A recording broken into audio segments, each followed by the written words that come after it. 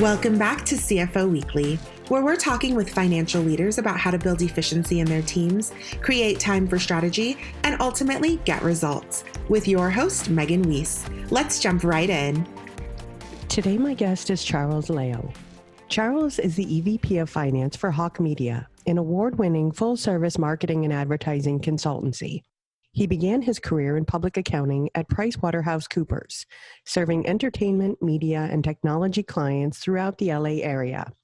Prior to his current role at Hawke Media, Charles served as the Director of Finance at Insomniac Events, a division of Live Nation Entertainment, putting numbers to the art for world-renowned festival brands such as Electric Daisy Carnival, Hard Summer, and Rolling Loud. As a musician and composer in his free time, Charles is no stranger to a creative mindset, which has served him well throughout his career working closely with creatives and the businesses built around them. His experience managing multi-million-dollar budgets from both high and detailed levels has allowed him to utilize finance as a secret weapon of sorts to break down barriers to collaboration between operational teams and finance. At Hawke Media, Charles brings this approach to the forefront, focusing on building an environment where finance and accounting functions as a form of structural and advisory support rather than an impediment to the company's services and business endeavors. Charles, welcome to CFO Weekly, and thank you so much for taking the time today to be here with us. Thank you. I'm glad to be here. Yeah, finance has made great strides in becoming more strategic and having a seat at the table in driving the strategic direction of companies. But I think there's room for improvement in terms of the CFO's interaction and support for the various lines of business, particularly operations. So Charles, I'm really looking forward to hearing about your experience and advice. So let's get started. First, tell me about your career progression. How did you get to where you are today? Yeah, sure. So I went to school at UCLA studying business economics and accounting. Really being close to the entertainment industry in Los Angeles, I always was really interested in both the business and the creative arts. You know, at one point I was even considering a switch to major in music composition, but really the economy at the time kind of led me towards sticking with an accounting degree. Eventually, this led me to interning and starting my career in audit at PwC. It's one of the big four accounting firms, which had a really strong entertainment, media, and technology group in Los Angeles. There, I was really fortunate to work on a few of the large studios, as well as some tech companies as well. Was there for a few years, and after that, I took a production accounting position at Insomniac Events. Insomniac Events is a division of Live Nation Entertainment, focusing on electronic music festivals and concerts. I was fortunate to be able to climb a few steps up the ladder in my own career growth there, but really the important part was gaining a lot of experience in helping grow a finance and accounting team. We were handling more than a dozen festivals and almost 100 concerts a year. And after that, I came to my current position, leading the finance and accounting team at Hawke Media. Hawke Media is a full-service marketing consultancy based in Los Angeles, but working with clients all over the world and with a few satellite offices around the United States. Yeah, that sounds like a really exciting career. And personally, I really miss festivals and concerts. So So are there any particular stories or moves that stand out in your mind as turning points throughout your career? I think any kind of move to a new company or being put in a new role, but really at turning points, I always really like to focus on the mentorship side and the people I get to learn from. Right? There's been a few times where I started working with a new person, whether they're in finance or accounting or another kind of role, who really turned out to be quite an amazing mentor. For example, one of them was a man at Insomniac named Steve Howard. He was the COO and executive producer for our festivals. He really pushed forward kind of a way of applying managerial accounting to the production of large-scale events. This is something that, having worked with quite a few people in the industry, it wasn't something that very many festival producers did, right, was to apply these managerial accounting concepts. And kind of working with him a lot and learning from him really helped define my way of thinking about how to best link operations and finance together. They go hand in hand, right? It's not usually a one-way street. Yes, or at least it shouldn't be. No, definitely not. Yeah. So let's look back at your experience at Insomniac Events. What were some of the biggest challenges you faced while there? Yeah, sure. So when I joined the company, which was really soon after Live Nation had acquired it, it wasn't quite the tightest of financial ships. But at the same time, they were putting on festivals with over 100,000 attendees a day. So huge productions, a huge brand, right? The team there were people that were some of the best at crafting unique experiences, as again, building the brand with quite a loyal following. Now, of course, you can't produce a festival without a significant outlay of cash.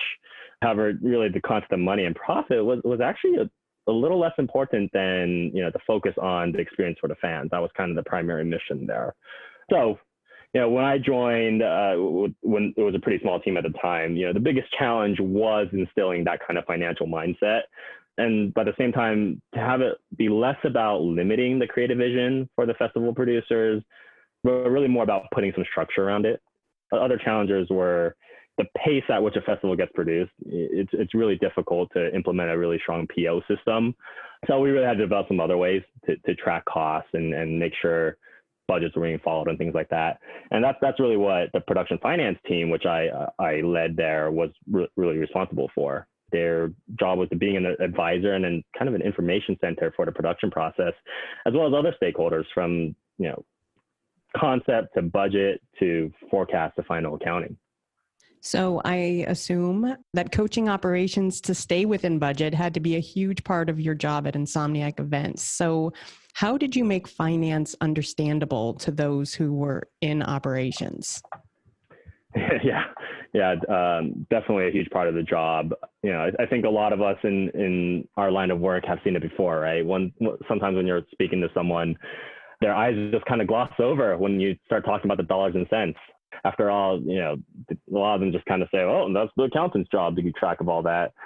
But when you kind of dig into the numbers with them and kind of work with them quite a bit, you kind of realize that they actually know their numbers really well. They know how many feet of fencing they need around the festival perimeter. They know how many security guards they need to hire in different sections of the festival. They know how many porta potties they need per 1,000 attendees, right?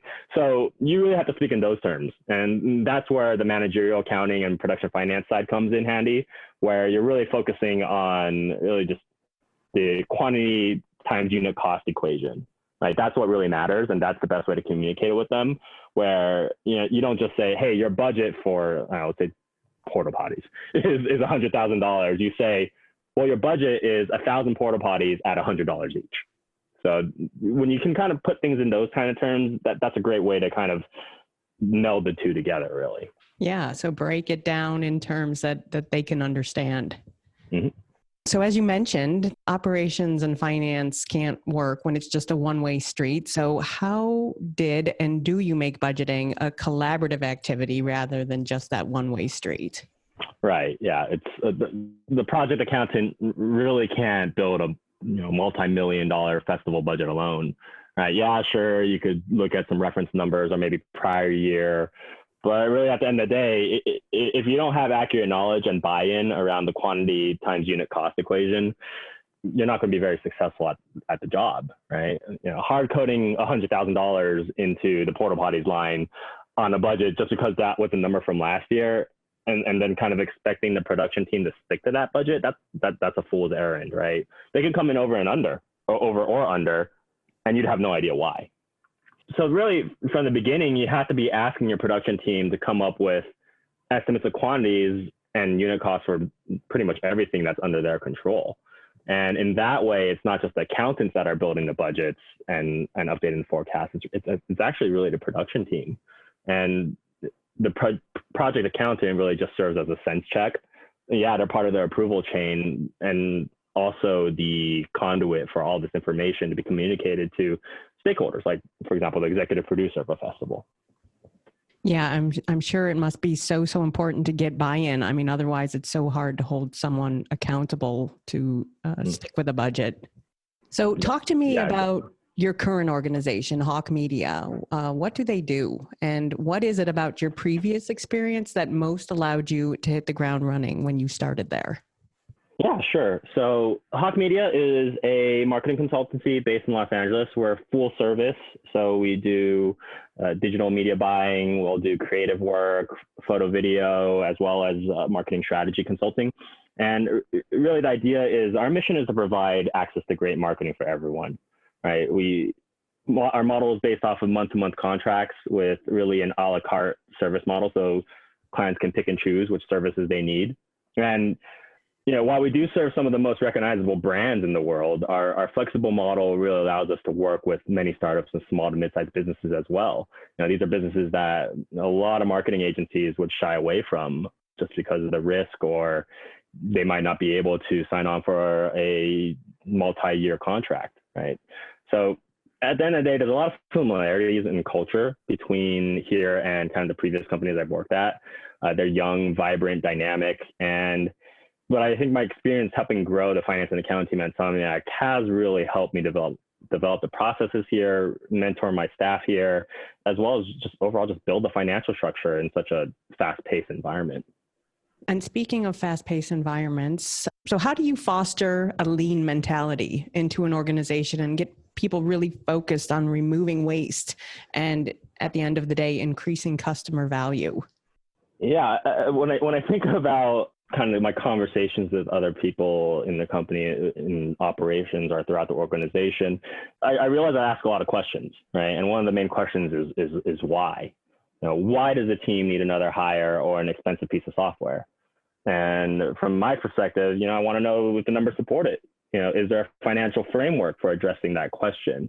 So it really centers on the questions, right? When you ask a lot of these questions and that process is embedded in the day-to-day function of managing the organization, I tend to find the lean mentality tends to develop more naturally. And along those same lines, so how do you ensure that finance is acting as a management tool rather than hindering new opportunities and growth? Right. For me, I've always believed that a primary focus of mine should be on being an advisor, really not just to the C-suite or executives, but really to all levels of the organization, right? Most of the time I'm not the ultimate decision maker for a request. However, making a good financial case for something is a powerful weapon in getting it approved, right? And I try to communicate that to middle management as well as staff level employees as well. I tell everyone in the company that I'm here to help them with that.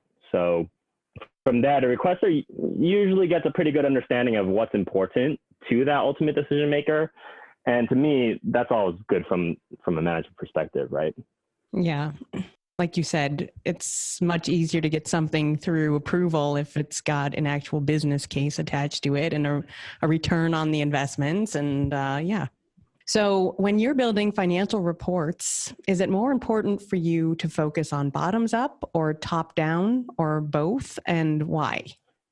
Yeah, I would say probably both. Although just kind of based off my experience, I do kind of tend to lean slightly towards bottoms up. Now, I still say both. There's that saying that a lot of accountants use, right?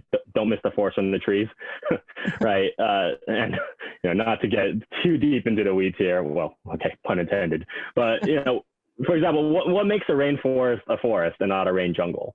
So, I'm going to get a little allegorical here, but when you think of a rainforest, you think about the rich biodiversity or the environment on the forest floor.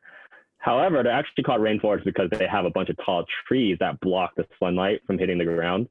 And this lack of sunlight actually dictates a lot about the detail on the forest floor. So really my point being is that every number should mean something, right? And that's where the detail comes in, but every number really needs to have a purpose. So that's the top down side of it. Yeah, and it's really the art of finance and accounting, right? To kind of link the two together. So that's what I enjoy about it. Yep. And so when you're communicating your results with a CEO, what is it that you find that they want to know? And how do you give them enough details without completely bogging them down? All right. Each CEO is a little different regarding what they like to focus on, right? Some are much more involved in the numbers than others. But after working with them for a while, you generally should be able to anticipate really what their expectations are, what particular figures will stick out to them, or even what kind of questions they're going to ask, right? I tend to craft my communication around those things, just really what's important to them. And also, point out what I feel should be important from a financial perspective as well. And let's talk about teams and building a high-performing team. So what qualities are you looking for to ensure that Hawke Media is successful when you're hiring? Right. I've always believed attitude is the most important aspect of a good hire, right? You want to find someone that is willing to hit the ground running, is willing to just learn, is willing to take on challenges, and doesn't shy away from those things. That tends to really usually translate into success, right? You're, as a manager and a supervisor, you have a lot more success managing those types of people than you would someone that might be technically sound, but doesn't have the right attitude, right? And as you're hiring for roles that are higher up, you really look for people that can execute. All right, execution is really an important thing the higher up you go. If they can't get things done or drive things towards completion, then they won't have success, right? So that's really something that is a key part of our DNA at Hawke Media is the idea of getting things done, right, and executing and having a plan and carrying it out. And what should CFOs themselves be focusing on today, and how can they best prepare themselves for tomorrow's challenges? Right. Yeah. So I believe the modern CFO, right, they should really focus on understanding their business environment, not just, the operations of their business themselves, right? For them to be there, kind of the role that the modern CFO takes in nowadays is really far-reaching, right? It's not just about controllership. It's not just about, reporting. It's not just about even just FP&A, right? There's a lot of strategic insight that is expected from them, right? And really around the business environment, most industries are changing at a rapid pace with just technology, automation, AI, all these different things.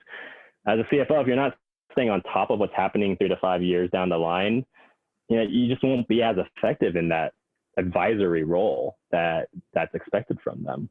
The CFO needs to be able to look ahead, look behind, look to the side, and really identify changes in the industry, assess the risks, and develop strategy around that. And this question wasn't on the list, but how do you think that finance can develop a better relationship with operations? I mean, sometimes finance is always viewed as the police or, people that are going to say no to things that operations wants to do. So how would you advise for finance to build a better, stronger relationship when it comes to operations? I think it's just constant communication, right? Like, again, it goes back to it being a two-way street. It goes back to really being an advocate for different groups within the company from a financial perspective, right? And in that sense, being kind of showing yourself as impartial, right? You're not there to be the bad guy or the good guy, really. You're there to be the person that can make sense of this in a financial way and have that be understandable by stakeholders or the decision makers and all that and everyone involved in the organization that has a say in that matter, right? So, and I think when you can kind of be part of the process, the day-to-day, rather than just looking at things at month end, or, just randomly showing up and asking questions, like you're going to have much more success kind of building that dialogue and facilitating that two-way street. Yep, that's great advice. So lastly, as we start 2021 here, what is one thing you're looking forward to achieving, either professionally or personally? Well, yeah, we have plenty of organizational goals at Hawke Media, and I'm really excited to continue building my team. We have quite a few areas of places where we want to continue to build, right? We were able to kind of get through the pandemic more or less in really good shape. So we're just going to continue the momentum and continue building from there. Personally, I'm really looking forward to catching up on some travel that I wasn't able to do in 2020. Hopefully with if things go well with the vaccine rollout, and who knows, maybe by the end of the year, even catching a concert or two. Yeah, I hear you there. I miss travel a lot. Charles, thank you so much for joining me today. Yeah, of course. Yeah, I've enjoyed speaking with you and getting your perspective on how we can more effectively work hand in hand with operations. And to all of our listeners, I hope you've enjoyed this episode as well. And please tune in next week. Until then, take care of yourselves. If you're ready to boost efficiency and streamline your accounting processes at significant cost savings, it's time to talk with Personiv. Their people-powered solutions have transformed the delivery of back-office tasks and general accounting functions for decades, partnering with clients to provide everything from accounts payable to payroll services. See what Personiv can do for you by visiting personiv.com. You've been listening to CFO Weekly, presented by Personiv. Please subscribe wherever you get your podcasts to hear all of our episodes. Want to learn more? Check out personiv.com. Thanks for listening.